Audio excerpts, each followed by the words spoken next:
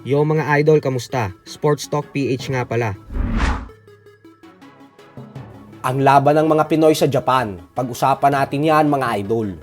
Ngunit bago ang lahat ay huwag kakalimutang mag-subscribe at i-click ang notification bell button for more sports talk. So isang malungkot na balita nga po para sa ating mga Pinoy boxing fans.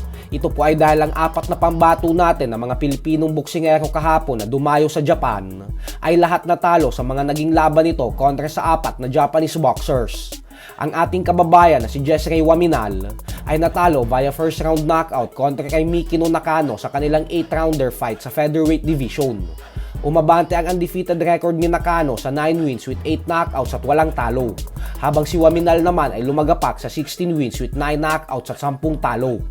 Habang si Roldan Aldea naman ay natalo din via first round knockout kontra sa Hapon na si Masahiro Suzuki, kung saan pinaglabanan ng dalawa ang bakanteng OPBF lightweight belt.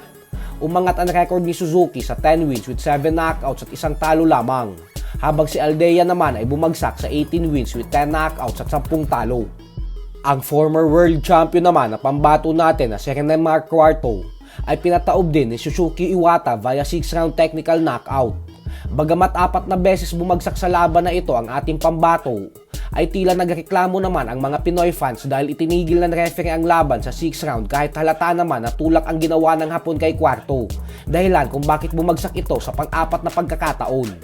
Habang ang pang-4 na Pinoy na sumabak na si Joseph Ambo ay tinalo naman via lopsided unanimous decision ni Kenji Fujita sa score na 120-107 at 118-109.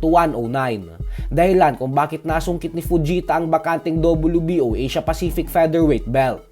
Umabante na ang undefeated record ni Fujita ngayon sa 6 wins with 3 knockouts at walang talo, habang ang ating kababayan naman na si Ambo ay bumagsak sa 13 wins with 8 knockouts at 4 na talo. Sa kabilang banda naman mga idol ay sinabi nga po ng undefeated knockout artist Jaime Munguia na tinawagan na daw sila ng kampo ng undisputed super middleweight world champion Canelo Alvarez, at pinag-usapan daw nila ang potensyal na Mexican showdown na planong gawin sa hinaharap.